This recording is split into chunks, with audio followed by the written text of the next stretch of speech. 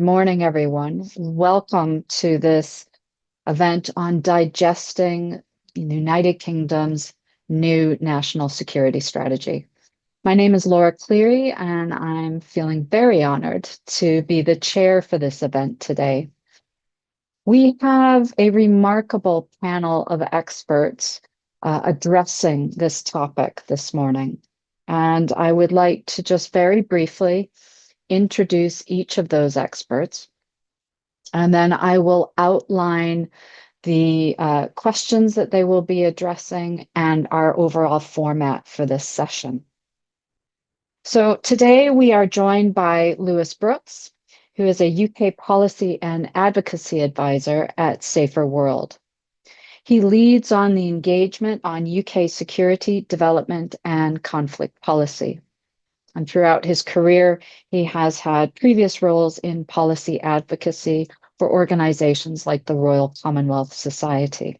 He's also a chair for the Bond Conflict Policy Group. We also have with us today Dr. Christine Cheng, who is a senior lecturer in war studies at King's College London.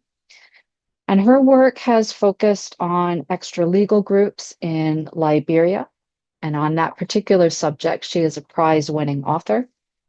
But her research also focuses on war economies and post-conflict peace building. Next, we have Dr. Joe Devanny, who is a senior lecturer in national security studies in the Department of War Studies at King's College London.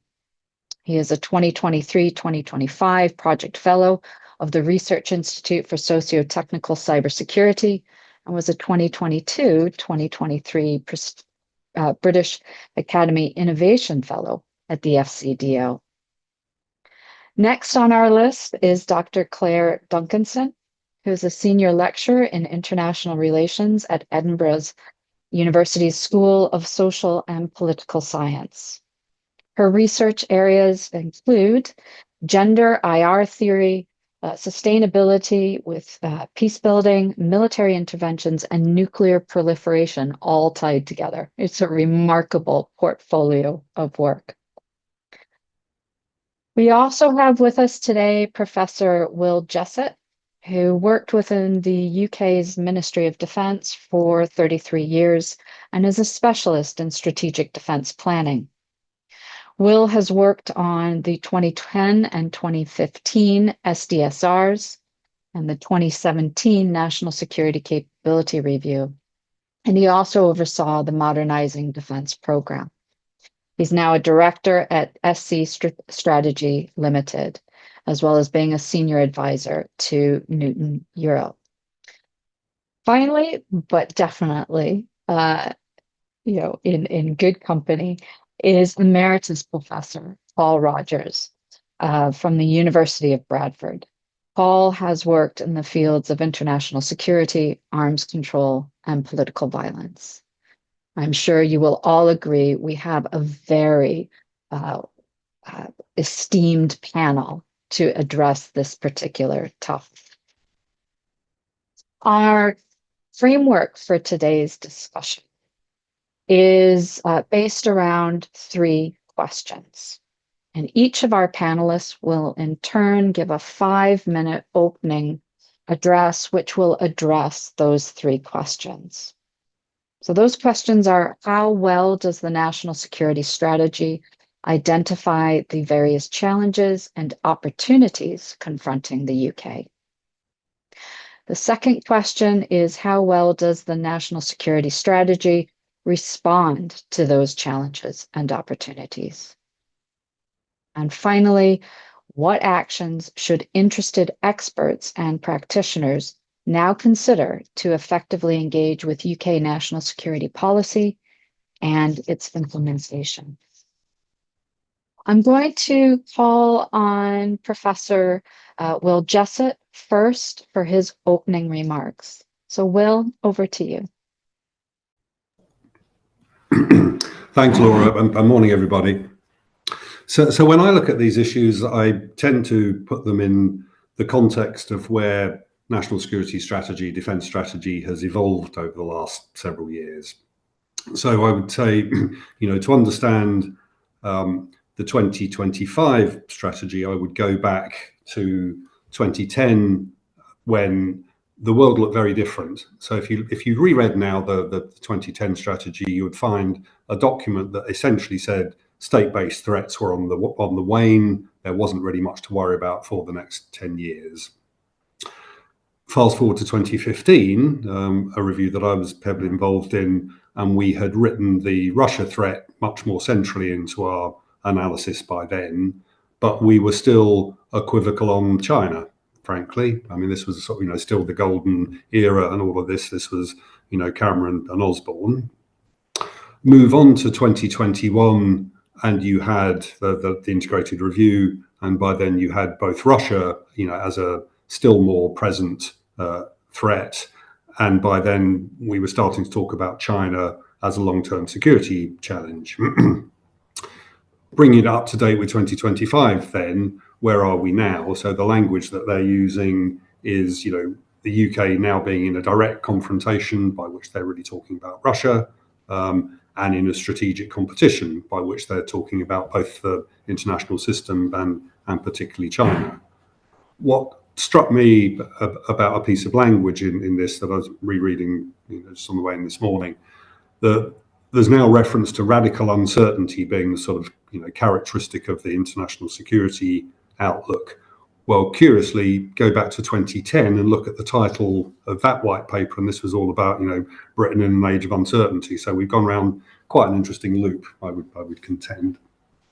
On opportunities, I think there's quite a lot of consistency. So a lot of reference to UK strengths being in alliances and partnerships, in economic growth and prosperity, and in emerging tech. So those are the things that sort of strike out as the big opportunities. On the responses, again, there's quite a lot of consistency across those 15 years. So the kind of two central national security objectives that you'll find across all these documents are something like protecting our people, the kind of, protecting the UK, protecting our allies. There's a second piece, which is projecting our influence, again, not quite described in that way in this document, but it means the same thing. And promoting our prosperity, kind of a big national thing. That was the 2015 themes. So the first two of those you'll find in the strategic framework in this document. But there is a new entrant in this document, which is quite interesting, which is our sovereign capabilities. Now, these have been themes that have sort of featured in some of these earlier reviews, but this is much stronger. And I suggest that might be something that we'd want to unpack in Q&A during this. On the question of how best to engage with it, well, I suppose I would refer you to the conclusion of the document, which is commendably short. And I should say, one of the things I do like about this national security strategy is its relative brevity. 50 pages after 140 pages of strategic defence review is actually quite welcome. The shorter you can make strategy documents, the better, in my humble opinion. But what struck me about the conclusion that I think is relevant to this conversation is the third paragraph talks about a whole of society effort to make the UK stronger and more secure. The launch of the Strategic Defence Review a few weeks ago talked about starting a national conversation about investing more in defence and security. So there is that question of how this sort of community can contribute to both of those goals, I think, of kind of, helping to engender a national conversation about defence and security and harnessing all of our talents. Because I suppose, concluding thought from me, I don't think the message is cutting through either the way the government is communicating or the way that experts like us are talking about it. Nobody out there in the street is listening to us. Nobody feels terribly threatened or at risk. So I think we need to do better, would be my peroration. Thanks very much. Thank you very much, Will.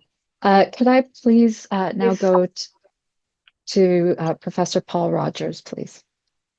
Thank you very much, Laura. And might I say it's very useful for you to remind us at the start about what the review itself was about. And where you put it, or where the document puts it, how well does the national security strategy identify the various challenges and opportunities, etc.? I would say very poorly. How well does it respond to those challenges and opportunity? Inevitably badly. And what actions should be interested experts take? They had to be critical and persistent to try and make something of a mess that we're in. Let me put it this way: over the last 30 years, just 25 years, Britain has been involved in 5 major international conflicts, and you have one which is still very much ongoing. Afghanistan, when we went into Afghanistan with the Americans, the assumption was that this would last maybe a few months, and it seemed to be more or less over all by the shouting within certainly by December of 2001. It turned into a 20-year war, which ended with the Western states withdrawing in a chaotic situation.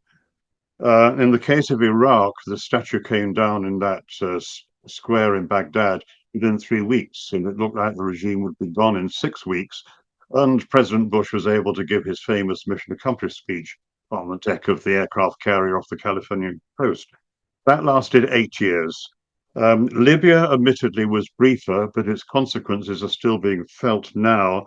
And then you have the one we tend to forget, and that is the very costly, for the other side, so to speak, air war against ISIS, which was fought mainly in Iraq and Syria 2014-18, killed about 60,000 members or adherents to ISIS.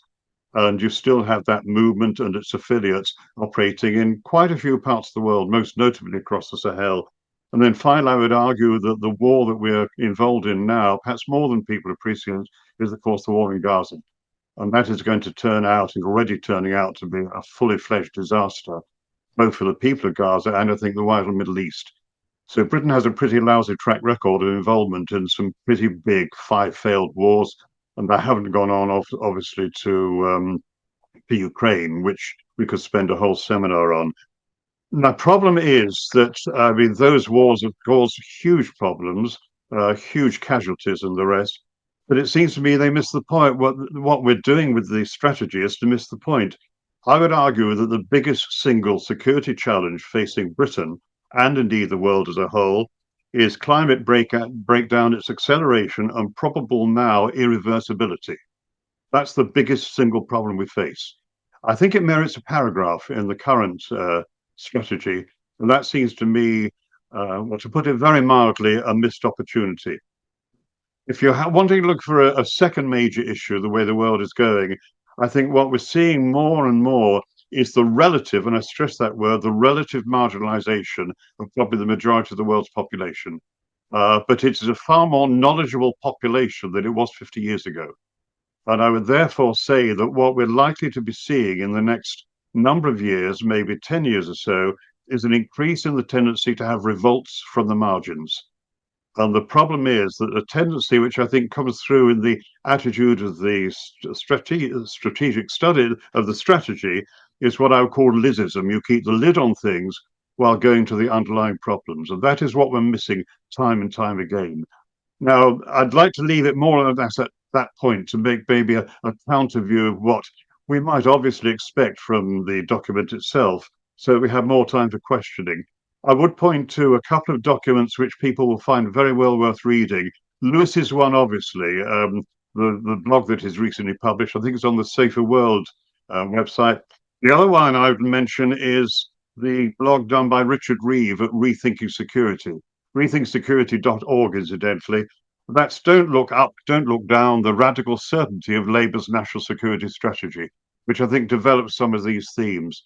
So let me leave it at that point. I feel it's been a heck of a wasted opportunity. We're missing the major point, and we had to retrieve something over the next year or two if things were going to look a little bit brighter. Paul, thank you very much for that, and specifically for not pulling your punches. Your summary is very much how I felt as I was reading the document. I'd now like to turn to Dr. Claire Duncanson and get her perspective on this. Thanks so much, Laura. Everyone can hear me okay? Yeah, thank you very much, Tabisa, for inviting me here to digest the UK's new national security strategy with you all. I very much agree with Paul. I guess my starting point when thinking about security is to note that the world is on track to exceed our ambitions of limiting global warming to 1.5 degrees. And if we reach 2 degrees, according to the IPCC, this will likely render vast parts of the world essentially uninhabitable, directly affecting a third of humanity. Climate damages are already severe, with unprecedented fires, floods, heat waves, storms, and droughts. But if tipping points are reached, they've got the potential to be catastrophic. You're talking multi-metre level sea rise, collapse of our capacity to grow major staple crops. So this, to me, is the context in which we assess the national security strategy and answer the question of, to what extent does it identify the challenges confronting the UK? So the answer has to be, as Paul said, not well. Climate crisis is barely mentioned. The focus is on threats from hostile interests, Russia, China, Iran. I would say the strategy emphasises the incredibly volatile, unpredictable, dangerous nature of our times, which I think is right. We are indeed in turbulent times with profound geopolitical divisions, a rise in authoritarianism, threats to democracy and multilateralism. But to my mind, the national security strategy takes precisely the wrong lessons from this analysis of the world. Two key themes jump out to me: the increase in military spending and militarism more generally, and a determination to reduce our reliance on others. So a couple of points re that turbocharging of military spending. The security strategy claims it will create economic growth and jobs. It won't. The majority of spending on defence leaks out of the country to major arms producers in the US. Meanwhile, funding is diverted from the sectors that would actually generate security for British people and that would create way more jobs. So you're talking health, education, green infrastructure, and so on. Investing in health is 2.5 times more job rich than military spending. Military spending's got one of the lowest employment multipliers of any economic category. And a strategy for security that's reliant on militarism and military spending not only drives arms races, more fear and hostility, it drives the existential crisis with which I started. It contributes significantly to ecological collapse. And it's quite hard to trace this because we're not given adequate data, but it's estimated that the rise to 3.5% of GDP of all NATO countries spend that on militaries, it will generate an additional 2.33 billion metric tons of greenhouse gases. So that's more than the annual emissions of several large countries. And now, of course, we know NATO countries have pledged 5%. And it seems to me, we're facing a catastrophe. The threats to our security can only be solved by states cooperating. And I speak as a feminist. I'm a specialist in feminist approaches to international security. So 2 feminist principles that guide me, I suppose, are the recognition that states, like people, are interdependent, not dependent. They can't stand on their own. Security is the quality of a relationship, not something that one state can acquire. To achieve security, we need to collaborate. And the classic response to this feminist position is to say it's just not realistic, especially not today in this increasingly dangerous world. And we see a lot of that tone in this national security strategy. To which I'd say we might make the points, what could be less realistic than thinking that you can pursue national security in this age of global environmental collapse that respects no borders? What could be less realistic than trying to achieve security through spending on the very things that will hasten that collapse? These terms like, realistic, we've got to be realistic, we've got to be rational, hard-nosed, strategic. These are the terms that get assigned to policies when governments want us to accept them, not just as the optimal policy, but as the obvious one, the natural one, not, you can't question it. Feminist analysis teaches us to see through these linguistic moves, which provide militaristic leaders and arms manufacturers with the perfect way to dismiss people that question them. You're unrealistic, you're naive, you're too soft. So what can we do to effectively engage with this security policy? I agree with Paul. We have to resist it. This is not a strategy that will make the British people more secure. So we need to be alert to the moves, the gendered moves that are made to discredit opposition, and reclaim the mantle of realism for collaborative, constructive, long-term efforts to achieve security.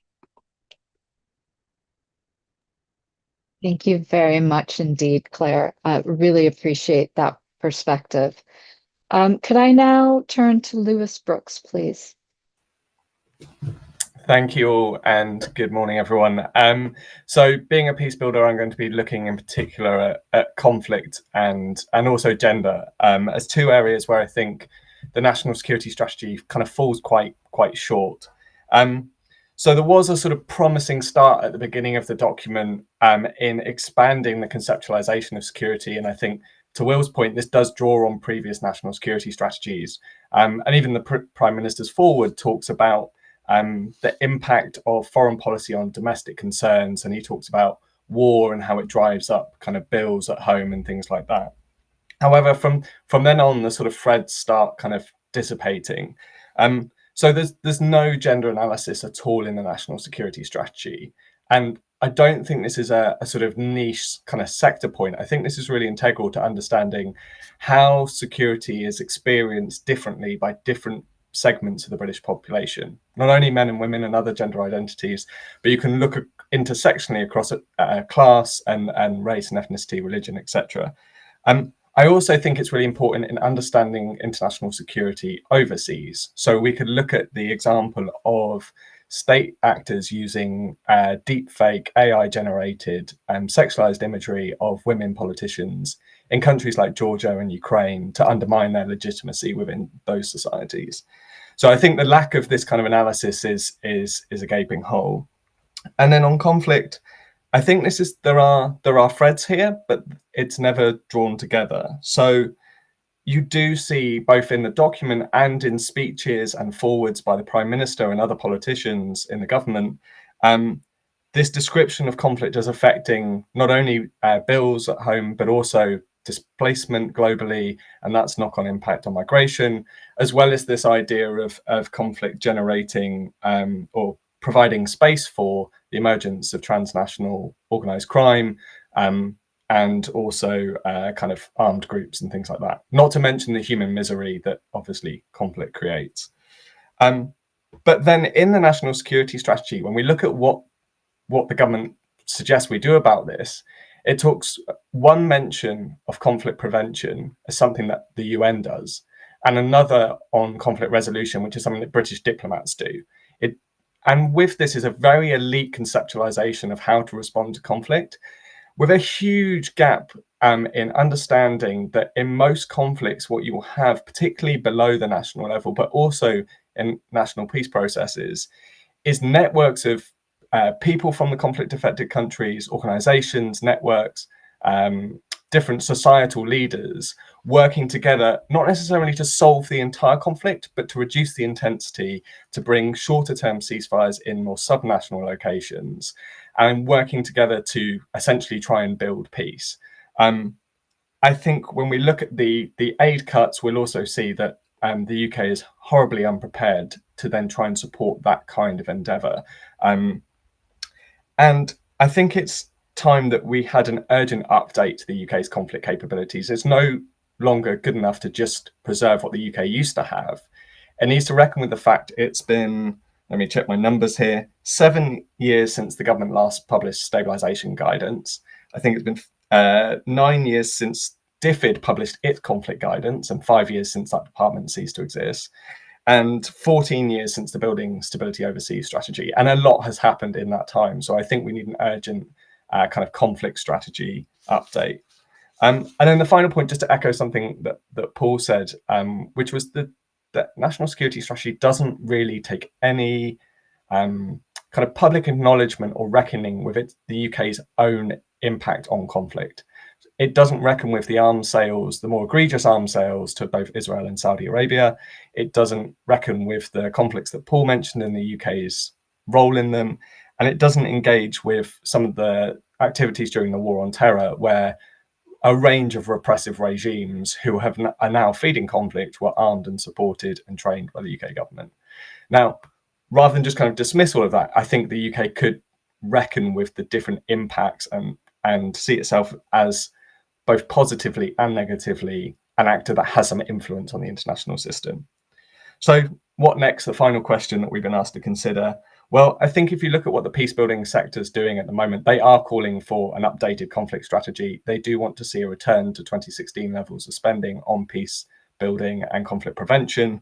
And they're also working with two kind of different segments, if you like. So there was a fantastic letter that went to the Prime Minister, signed by, among others, two former heads of MI5, several former senior military commanders, former national security advisors, and the fantastic academics Paul Rogers and Christine Cheng, amongst others.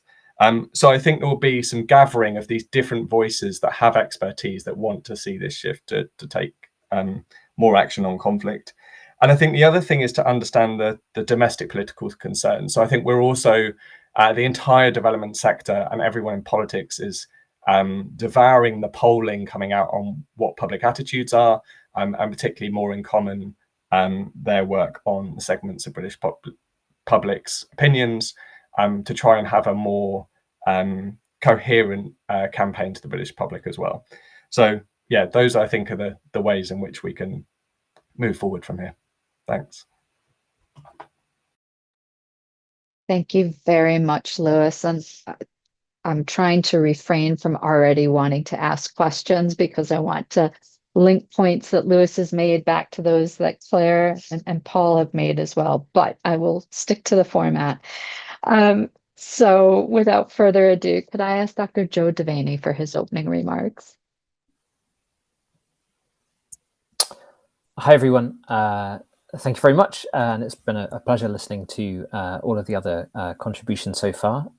It's ironic because often I feel like I'm the most critical person on any panel that I participate in. So it's really refreshing, I think, not to be. And there's sort of nothing that I would really strenuously disagree with any of the previous statements. But I do think that there are sort of a number of sort of pieces of context that maybe explain the gap between expectations and reality. And the first thing is, I agree the strategy as published was a missed opportunity, but I don't think it's an opportunity that was missed in the document itself. It was missed a year before. It was missed in July 2024 when the government decided not to conduct a national security strategy as the wider framework in which it was pursuing, its dozen different, little mini reviews or sprints, I think the Home Office called them, and then they were given sort of retrospective coherence in the national security strategy as the strategic security review, which wasn't, I think, how they were originally styled by the government in the summer of last year. So I think that was a mistake, and arguably even it was a mistake they made before July last year. They made it in opposition.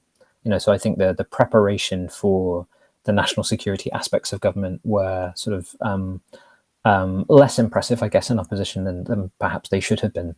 And we've seen that over the last year in the number of decisions that have had to be unpicked and reversed, which obviously isn't unique to national security. The government sort of experienced that in other areas, but it's pretty striking that it was pretty late in the day that the government conceded probably it was a good idea to do a national security strategy, and therefore, as Will said, it's a great virtue. One of the virtues of the strategy that it's relatively short. I suspect had they had longer to write it, it would have been a longer strategy. So that's one way in which the short time frame for producing it actually produced a sort of a side effect that wasn't so bad. That brevity is generally a good thing. The other thing I'd say is yes, you're right. There isn't a lot of mention about climate security, but I suppose that the question would be, this isn't necessarily the right document where you would expect climate change to be addressed in terms of the institutional equities that traditionally are manifest in a UK national security strategy. By which I mean, this is a strategy that is very predominantly looking at the traditional instruments of national power. It's looking at the Ministry of Defence, it's looking at the Foreign Office, it's looking at the Home Office, the intelligence and security agencies, and they are not the primary actors in that field. So it doesn't necessarily mean that the government isn't thinking about it. It doesn't necessarily mean that the government isn't prioritizing it. Both of those things might be true, but it's not necessarily the case that because it's not in the national security strategy, those things are true. So I think there's a question there about the priorities that you would expect to see addressed in the strategy. And that's a broader point of context, I think, that perhaps explains the disconnect between the expectations of a number of the contributors so far and what is mentioned in the strategy itself, which is the strategy itself is deliberately quite vague on a lot of things. If I had to encapsulate what its mood was, I'd say it's sort of suffused with realpolitik, and that's not a surprise. But it talks about a very pragmatic approach. It talks about the need for hard choices. It doesn't really define what those hard choices are. It just says they're coming down the track. The government will have to make them. It talks about explicitly a more transactional approach. It explicitly mentions that transactional approach sometimes being a choice between values and interests. And there's no way of reading the strategy without realizing which way it is counselling the government to come down on in that situation. So there are things that you can infer from the way that the strategy is written that give you pretty bankable answers, at least about the view of the world and the view of what those challenges are and what the government should do about them, at least in the minds of the people who've written this strategy, which is obviously different from how the government then goes on to act, because you can't necessarily judge a strategy, its success or failure, by how the government then goes on to implement it. You have to judge it on the strength of what is it trying to do as a strategy. What is a strategy trying to achieve? And I think it was Will who said, a strategy fundamentally is about an act of communication, and is the message or the series of messages that the government is trying to convey in the strategy, are those messages getting through on their own merits? Quite apart from whether you think they're the right messages, are they succeeding in communicating the messages they want to get across? And you'd have to say probably not, but probably because a strategy document of 50 pages posted on gov.uk is probably not the communication vector that you need to reach all of the different readerships or audiences that you want to reach. So you have to, you can use it as your point of departure, but your wider campaign of strategic communication cannot just rely on people navigating to the PDF and reading it, because that's not going to get you, where you want to go. So I think there are lots of shortcomings about the process that explain, I think, to some extent, reasons why the strategy doesn't engage with one issue or another. I think it's absolutely true that the process could have been more coherent, and it should have been more structured, and it should have unfolded over a longer period of time. And that's not the benefit of hindsight. It was abundantly clear, I think, at the time that could have been a better decision made to either to precede the SDR with an NSS, or at least to align them, from the beginning, rather than to turbocharge the writing of the NSS in whatever it was, 2 or 3 months, which is obviously suboptimal. So I think I will finish up here, because I appreciate I've probably got close to 5 minutes and I've been mostly reactive. But I think, thinking about strategy as communication, trying to assess it on the merits of what its intentions were. That there was a question about the strategy talks a lot about resilience. It talks a lot about whole of society effort, but it doesn't specify in any detail what that entails. And I think that's fair. And I think it relates to another point, which is about governance. Doesn't, the national security strategy, I don't think mentions the National Security Council once, which I think is a bit odd. But it also doesn't really mention structured cooperation or dialogues between different parts of government, between national government and devolved administrations, what the role of local government is. So I think there are lots of ways in which it could usefully have talked about, different forms of cooperation, collaboration, communication at the subnational level that might help to focus some of the responses that they're talking about as being necessary. But fundamentally, I think the intention of this document was to be deliberately short, to create a sort of a sense of a mood and momentum, it to be a sort of a arousing call to arms about, the need for accelerating defense and security expenditure. I mean, I would slightly challenge something that I think, I can't remember which contributor said about whether this really is a strategy that turbocharges defense expenditure. I'm not sure it really does. I mean, I think the rhetoric is there about the urgency of the threat. I think the pace of change is actually quite a bit more modest than that. And I think it's a broader point that you could make about the strategy, that there is potentially a gap between the urgency of the rhetoric and the substance that is put behind it. And I think another case that's absolutely true of, and I'll stop at this point, is diplomacy, where the strategy does talk about the importance of multilateralism. It does talk about the importance of the Foreign Office, but then it also talks about the fact that the government is shrinking the size of the Foreign Office, and not just about the significant cuts in the development budget, but I think the permanent secretary at the Foreign FCDO last week was saying that the FCDO is talking about up to 25% workforce cuts over the next 3 or 4 years, which is a pretty significant reduction in your diplomatic service. So I think there are questions there about the gap between the urgency of the rhetoric, the severity of the analysis of the threats, and the ability of the government to actually resource the types of responses that it needs. So I'll stop at that point. Thank you very much, Joe. And last but not least, Dr. Christine Cheng. So I really enjoyed the comments that I've heard so far, and I'm going to try and reflect back a little bit on those. And I also happened to have attended a consultation on this about maybe 2 weeks ago at Chatham House. And so some of my comments are going to come out of that discussion, which I think will be helpful for framing what's going on. And like Joe, usually I find myself to be the most critical person about the government in the room. And in this case, maybe this is unusually not going to be the case. So the first thing that I want to say, just for context, is for those of you who haven't looked at the document, it's very, very long, 50 pages, but I was helpfully told that the paragraphs to focus on, the chunks to focus on, are 11, 12, 13, and 14. So if you read nothing else in this document, read 11, 12, 13, and 14, because that is actually the essence of the document. You can skip the rest, not to say that the rest doesn't matter, but those bits are particularly important.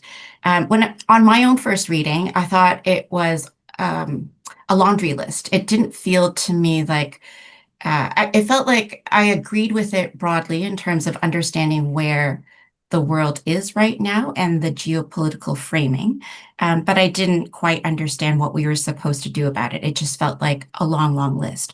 After that session that I went to, I have a much better sense of, I think, like Joe, what they were aiming for and what they were trying to do.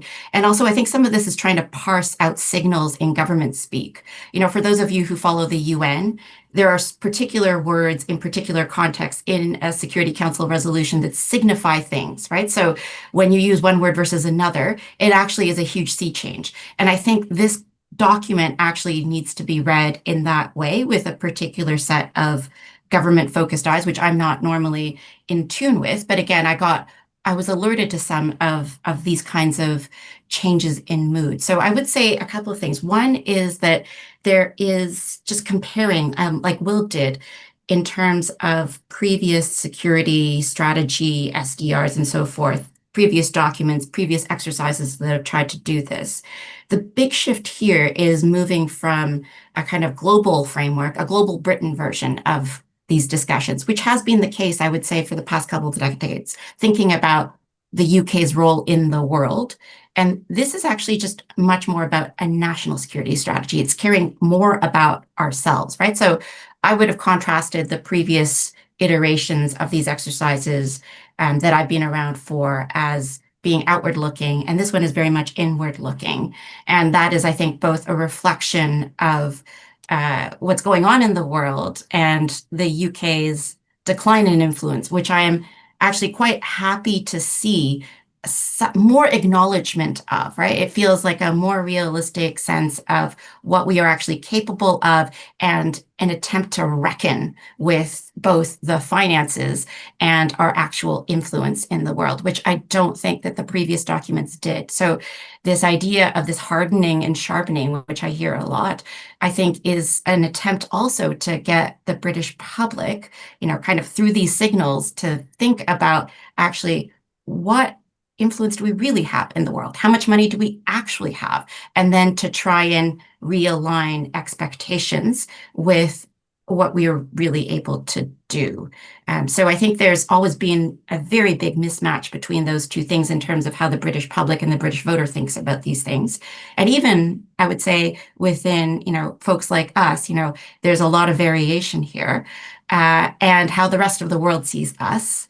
And then thinking about, actually, do we have the resources to carry out that vision? So I feel like that is bringing us closer together, and I would definitely applaud that. And one thing that I did raise that I think I was quite concerned about, and I say this with a Conciliation Resources, which is a peace building NGO. I raised this issue, and I said this document to me just doesn't really talk about conflict prevention, as Lewis raised earlier on. And I said, I feel like I'm representing quite a lot of the community here who works on these sorts of issues, and I raised that as a direct critique. And it was interesting what came back to me.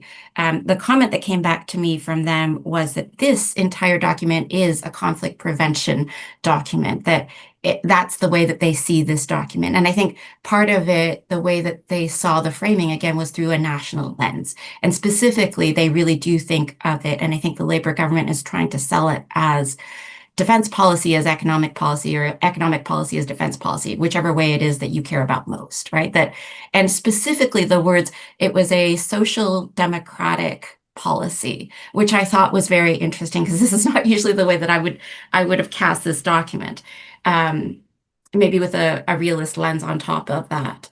But the answer to my query on that front was that this is a conflict prevention document, and I think they were thinking about it internally, that the concern here really was about economic development, which I completely agree with what Claire said. This is not, I think, the best multiplier of our funds. But having said that, I think they're trying to balance out a number of different objectives. And so this is part of the way in which they decided to address this. So my big critique here, I think this is just the one thing that I was actually quite iffy and upset about, has to do with something that came out of that conversation around strategic deepening with our major alliances, and that being both the US and the EU. The EU part makes complete sense to me. It is absolutely what we should do. And it was the piece on strategic deepening from this point on further with the US that worried me tremendously. I think this is where the conversation about values and principles versus the realist rhetoric and the realist reality of how we should spend our money comes up. And so here I pushed back quite hard, and I said, it doesn't make sense to me for us to be aligning even more closely with a partner that seems very flaky in the United States. This is, and I think this is where the big conversation lies for the country, for us as scholars, for anybody who works on conflict, and really for Europe more broadly. How closely aligned and how much should we trust the United States, given how flaky the United States has been recently, how flaky Donald Trump has been, and also the fact that this is, I don't see this as a blip with just one particular administration. I see this as actually, it has a movement behind it that I think in the UK we don't fully recognize, because we don't see the politics of the Deep South. We don't see a lot of the trends that are going on beneath the surface. We just get headlines, right? And you see signals and you think, oh, this is actually just this administration. And I would just beg to differ there, that I think this is a movement that is deep. And I think our inability in the UK, as the UK public, as UK, as scholars in the UK in this space in defense, to not see how deep those changes are, I think that is the strategic mistake.